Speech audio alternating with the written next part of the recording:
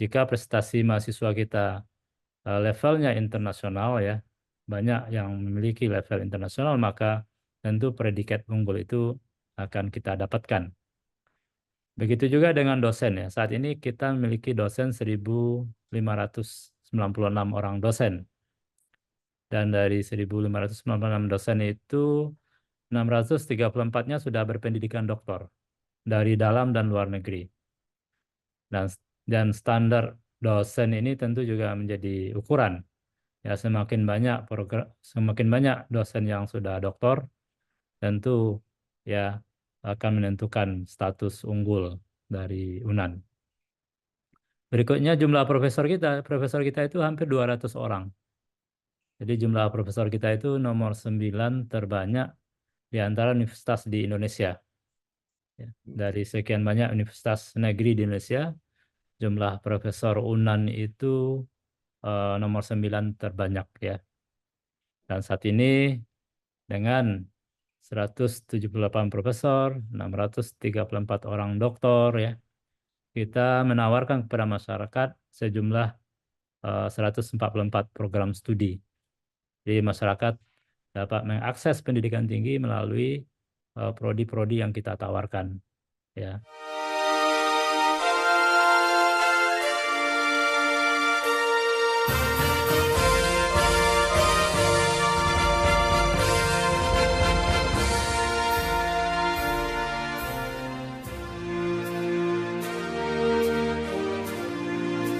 Bersama saya Bambang Sadono di kanal Inspirasi untuk Bangsa. Mudah-mudahan kanal ini selalu bisa memberi inspirasi, motivasi, dan edukasi.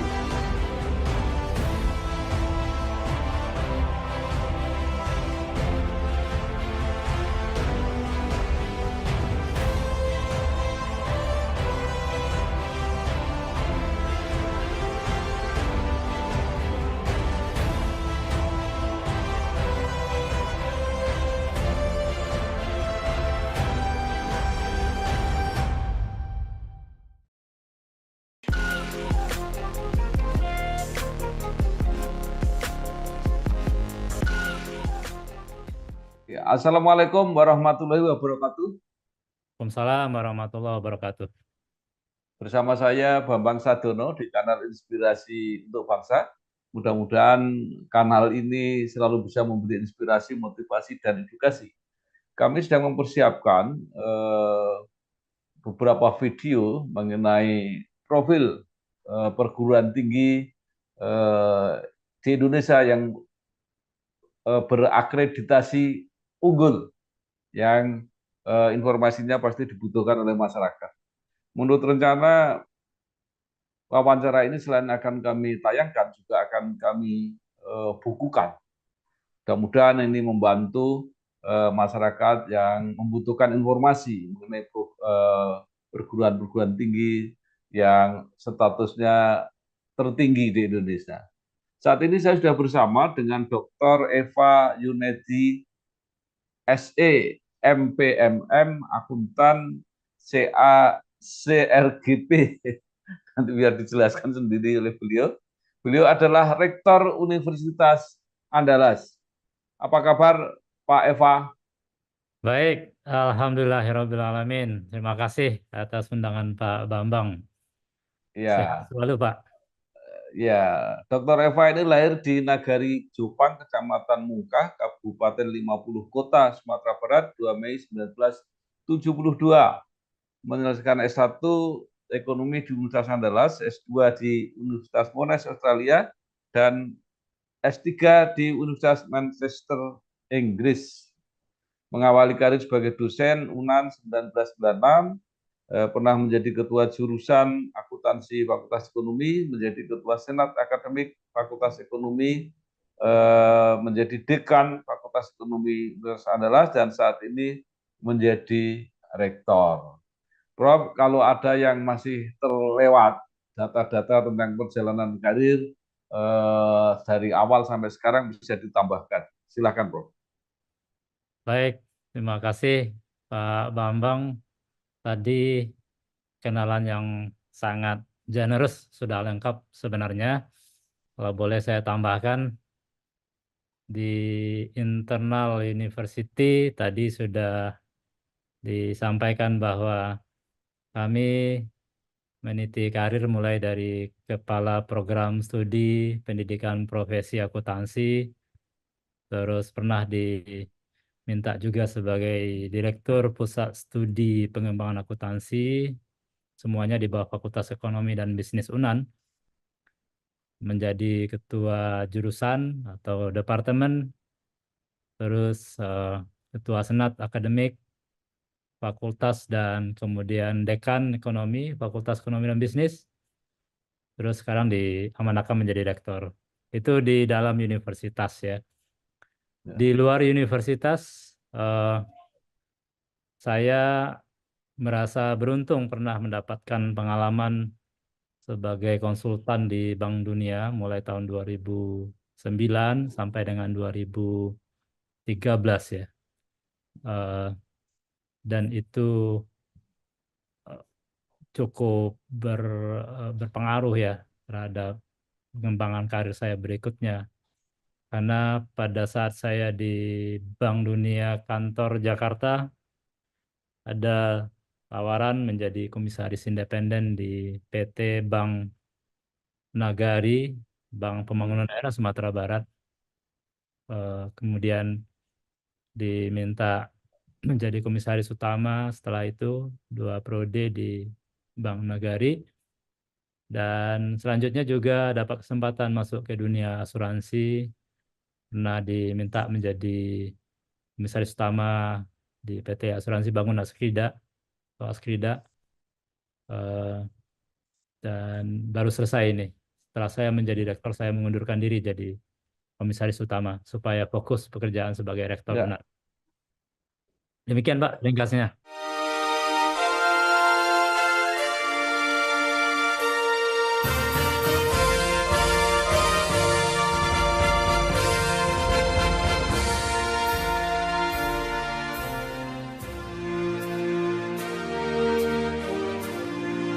ya baik. Pak Eva merintis karir dari awal di Universitas Andalas sampai akhirnya di puncak tertinggi sebagai rektor. Nah, mungkin bisa diceritakan sejarah perjalanan maupun mungkin perjuangan suka duka Universitas Andalas ini sehingga sekarang mencapai posisi tertinggi dengan akreditasi unggul. Monggo, silakan. Jadi perjalanannya panjang dan ini tentu peran dari para senior, para guru besar, dan pimpinan-pimpinan terdahulu.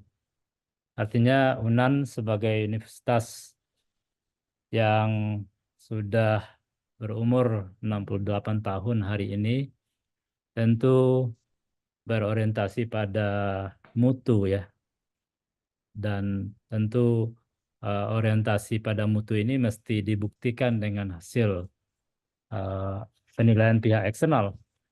Jadi penilaian dari pihak eksternal ini menggunakan akreditasi dari Badan Akreditasi Nasional Pendidikan Tinggi, Badan Akreditasi Nasional Perguruan Tinggi, mohon maaf.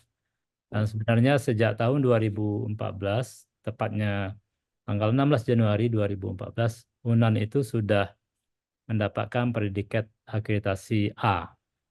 Ya, Ya. Dan kemudian tahun eh, berikutnya diperpanjang, ya, tetap dapat mempertahankan akreditasi A, dan mulai tanggal 6 Desember 2022 UNAN mendapatkan akreditasi unggul ya, dari BAN PT dan ini berlaku sampai dengan 6 Desember tahun 2028 nanti. Ini adalah bentuk komitmen para sivitas akademika UNAN, khususnya manajemen, dosen, mahasiswa, alumni ya, untuk memberikan mutu terbaik bagi eh, anak bangsa yang mendapatkan kesempatan untuk mendapatkan pendidikan tinggi di Universitas Andalas ya. Ya, jadi demikian Ya, perjalanannya, dan tentu penilaian ini eh, merupakan bentuk kepercayaan ya dari ya, lembaga luar terhadap UNAN, bahwa UNAN memiliki standar-standar baik pendidikan, standar penelitian ya, standar inovasi dan pengabdian kepada masyarakat di atas standar nasional ya, di atas standar nasional. Sehingga UNAN dengan status unggul ini tentu dapat eh, merupakan tujuan studi ya dari anak-anak kita untuk mendapatkan pengalaman yang berkelas dunia. ya, ya. Ya, Baik, Pak Eva. ya, ya, Status unggul ini kalau diproyeksikan pada apa ya data-data studi body dan sebagainya itu bisa tampak di mana? Artinya apa yang menjadikan istimewa keadaan di UNAN ini sehingga akhirnya bisa mendapatkan akreditasi unggul. ya. Itu ini banyak standar dan indikator yang Ya, digunakan ya oleh BAN PT dalam menilai. Tapi pada intinya dari student body ya misalnya ya, ya, dari jumlah mahasiswa. Hari ini UNAN memiliki jumlah mahasiswa sekitar 33.000 lima ratusan, atau tepatnya 33.596 mahasiswa. Jadi eh, ini terdiri dari mahasiswa vokasi, sarjana, ya, magister, profesi, dan doktor. Nah, standar mahasiswa ini eh, tentu menjadi patokan, dan yang dilihat oleh pihak eksternal termasuk BAN PT adalah prestasi mahasiswanya.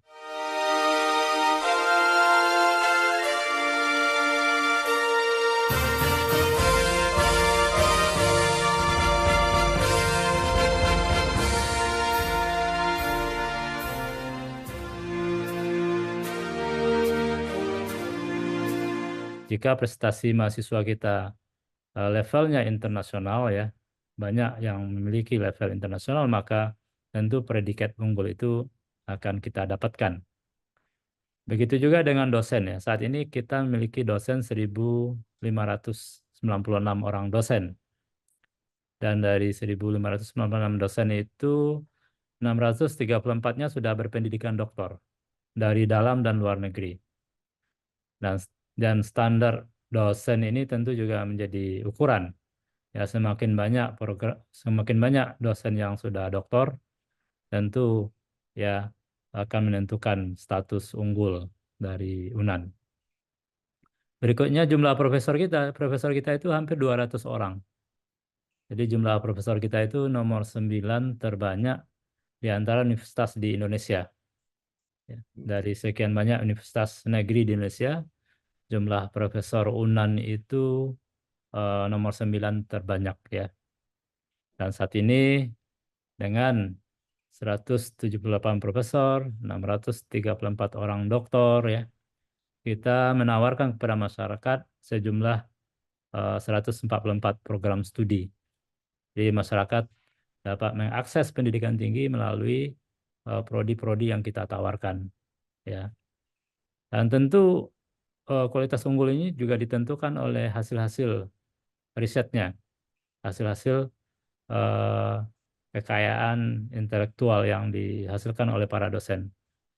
Nah, menurut penilaian dari kementerian pada tahun 2023 kemarin, UNAN dalam hal indikator kinerja utama yang kelima tentang ya hasil penelitian dosen yang direkognisi secara internasional ya, itu UNAN mendapatkan ranking 1 di Indonesia di antara perguruan tinggi negeri badan hukum lainnya.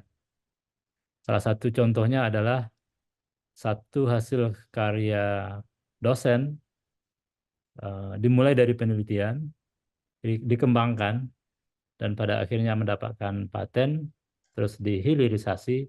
Kemarin ini tinta merah putih di tinta pemilu yang kita gunakan pada waktu menyoblos bulan Februari kemarin Ya.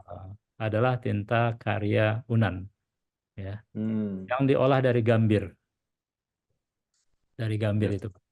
Jadi gambir Ya. ini cukup banyak supply-nya di Sumatera Barat dan peneliti Unan kemudian melakukan riset-riset dasar pengembangan sampai hilirisasi. Akhirnya tahun 2024 kemarin kita memproduksi 1 juta botol tinta dan itu Hmm. digunakan oleh KPU di masing-masing TPS. Ya. Begitu Pak, kira-kira. Iya, baik, Prof. Kalau dilihat dari masyarakat ya, masyarakat itu melihatnya apresiasinya adalah dari para pendaftar. Nah, mungkin program-program apa saja yang diminati di UNAM sehingga kompetisinya itu sangat keras, Keras. Iya. sangat banyak yang ingin tapi sangat terbatas yang diterima. Oke. Bisa digambarkan, Makasih Pak Eva. Pak Bambang. Jadi dalam 1 tahun itu ada sekitar 70 ribuan lebih peminat yang ingin masuk ke UNAN. Ya, Tapi kita hanya punya eh, daya tampung 7.500. Nah, 7.500. Artinya memang kita belum bisa menampung semua karena orientasi kita ke mutu. Nah, di antara prodi-prodi yang paling diminati ya, ya, tingkat keketatannya tinggi itu pertama farmasi ya, ya, farmasi. Jadi tadi yang saya ceritakan riset dosen tentang gambir itu juga dari ya, Profesor Amri Bakhtiar yang merupakan profesor farmasi, ya. ya, Yang kedua kedokteran umum. ya, Nah, kedokteran umum itu termasuk peminatnya yang tinggi juga ya. Terus berikutnya Fakultas Teknologi Informasi. Ini erat kaitannya dengan kebutuhan job market ya, dunia usaha, dunia industri, di mana era ke depan adalah era revolusi industri 4.0, kemudian artificial intelligence ya, Internet of Things, robotik ya. Ini tentu prodi-prodi di bawah Fakultas Teknologi Informasi juga diminati banyak oleh masyarakat sehingga untuk masuk ke situ bersaing ketat itu. Harus ya. kan diri paling tidak setahun sebelumnya itu harus rajin belajar gitu ya, harus rajin latihan gitu ya untuk bisa masuk.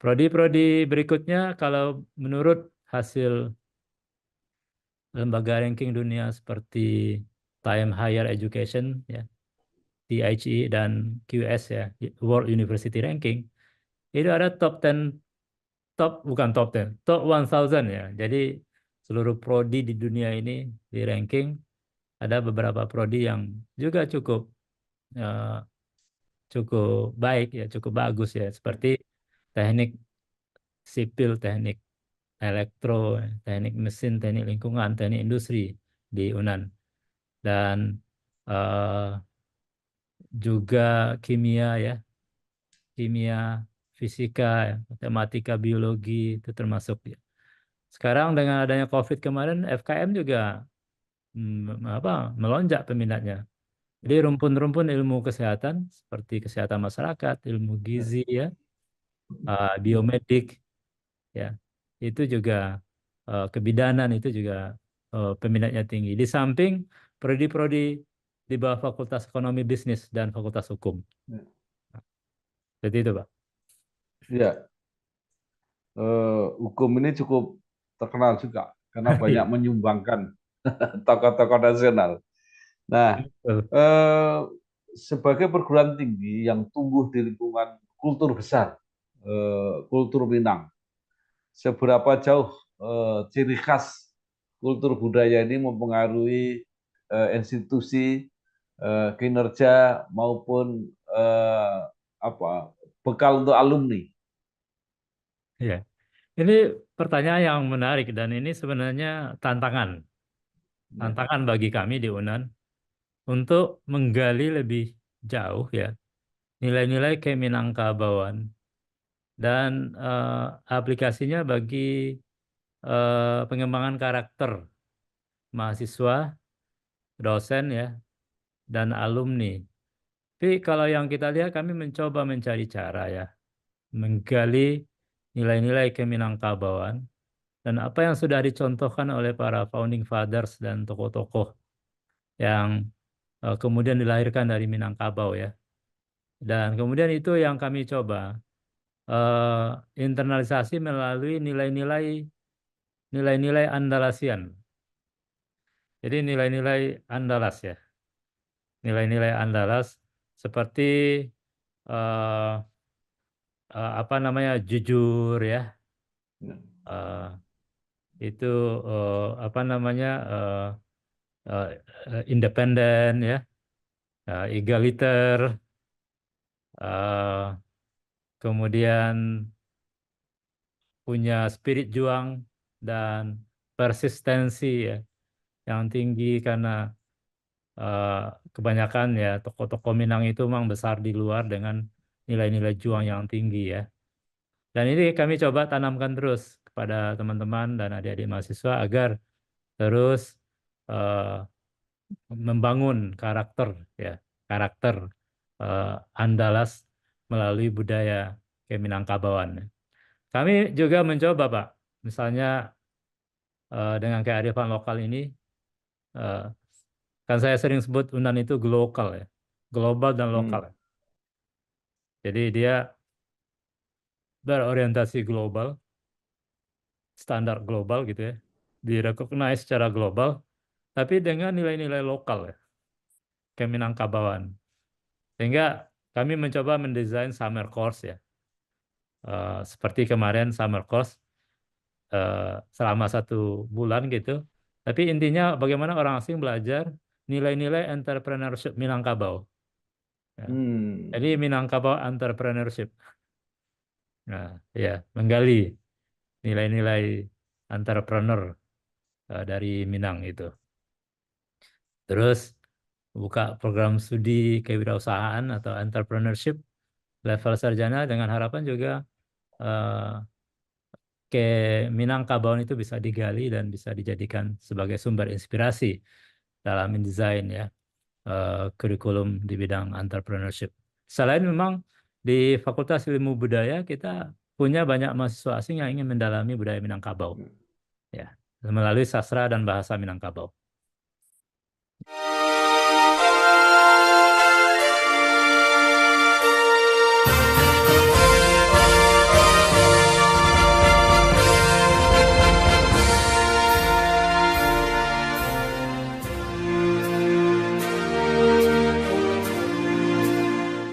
Ya. Baik. Nah, sebuah perguruan tinggi akhirnya dikenal karena para alumninya. Nah, mungkin bisa diceritakan kiprah para alumni UNAN yang memang sudah tersebar di mana-mana, baik di level nasional maupun internasional, Pak Eva. Ya, betul sekali Pak. Jadi 80% keberhasilan universitas itu oleh dosen, oleh alumninya, oleh mahasiswanya. Kalau bisa ketiga-tiganya ini meningkat mutunya, maka semakin unggul dia. Jadi kiprah alumni ini luar biasa. Kita harus memberikan apresiasi. Bagi kami alumni sukses, alumni yang belum sukses sama pentingnya. Karena Ya, dari keduanya kita bisa belajar. Ya, dari yang belum sukses kita bisa belajar kenapa dan apa yang kurang pas ya, dengan kurikulum kita. Dari yang ya, sukses kita juga belajar karena itu sumber motivasi, ya, inspirasi bagi anak-anak mahasiswa. Maka di level nasional kita melihat alumni-alumni yang berkiprah. Kalau sekarang ini tentu yang bergerak di bidang hukum cukup menonjol ya. Seperti di Mahkamah Konstitusi ada Profesor Saldi Isra, di Mahkamah Agung juga termasuk banyak alumni-alumni Universitas Andalas yang berkarir sebagai Hakim Agung, Pak Tadi Ramadi, Ya, ada Pak Prim ya, ada Pak ya, Profesor Julius. Kemudian di Otoritas Jasa Keuangan kalau saat ini ada Dewan Komisioner seperti Bapak Agusman yang menjadi hmm, komisioner, anggota komisioner Otoritas Jasa Keuangan ya. Terus sebelumnya di Bank Indonesia eh, ada Deputi Gubernur ya, mulai dari Pak Aslim Tajudin dan beberapa tokoh-tokoh di Bank Indonesia dan juga di OJK, termasuk di Rut Komisaris BUMN ya, yang ikut berkontribusi untuk bangsa.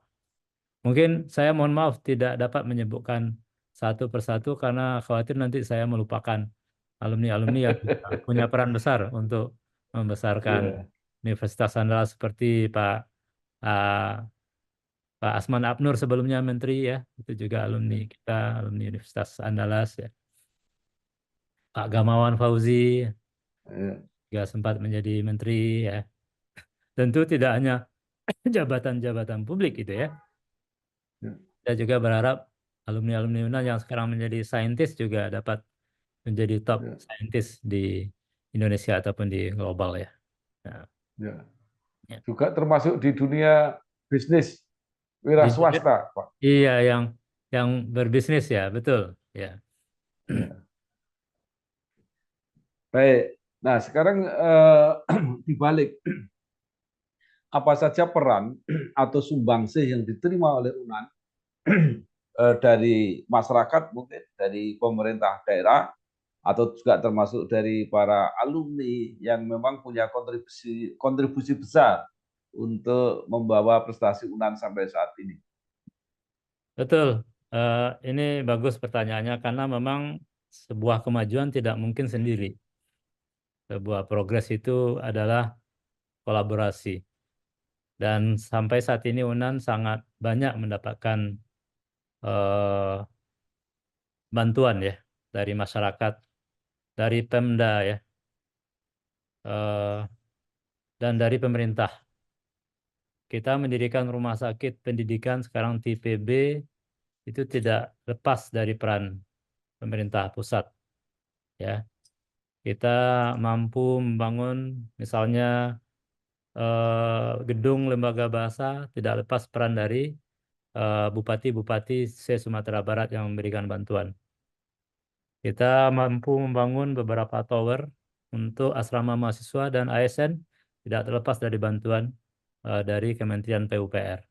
Ya, kita sekarang membangun satu-satunya pembangkit listrik tenaga mikrohidro di Indonesia, PTN yang punya itu nggak lepas dari bantuan ESDM ya, kemudian PUPR dan juga PLN. Nah, dari alumni kita juga eh, bekerja cukup erat ya dalam rangka memberikan beasiswa untuk mahasiswa, beasiswa dari alumni ya.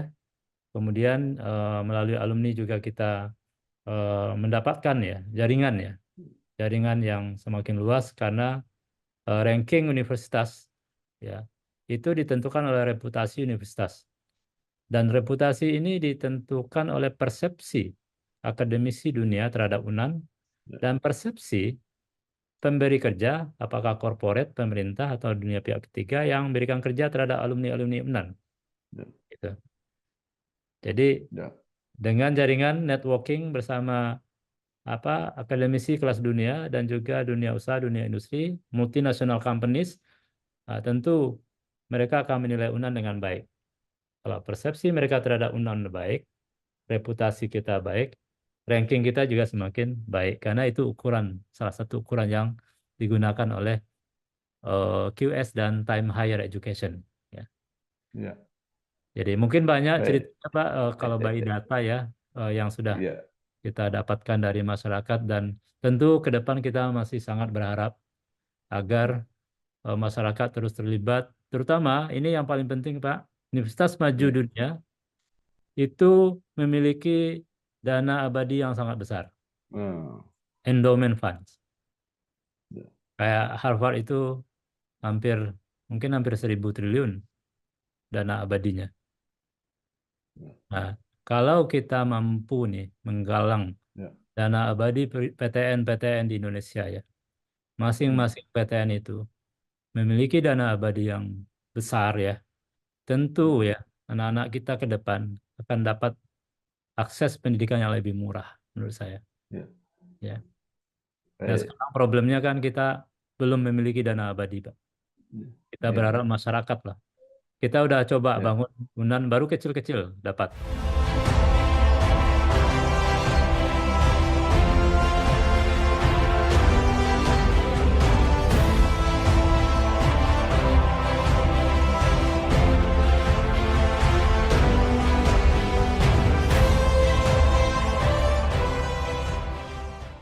Baik. Terakhir, Siap. Pak Eva, Indonesia sedang menyongsong masa depan, terutama Indonesia Emas 2045. Pasti tidak terlepas dari kesiapan SDM untuk mewujudkan itu. Nah, apa komitmen dan kira-kira yang bisa dilakukan oleh Universitas Andalas? Terima kasih, Pak Bambang. Jadi ini pertanyaan sangat relevan ya Indonesia Emas 2045. Kalau nggak kita siapkan nanti jadi kata teman saya jadi Indonesia lemas. Mesti kita siapkan harus by design ya. Ya. Sebenarnya perguruan tinggi ini tugasnya cuma dua. Pertama, Ya. menyiapkan SDM unggul melalui pendidikan yang kita tawarkan. Ya. Alumni bermutu, skillnya tinggi, terampilannya bagus, attitude-nya bagus.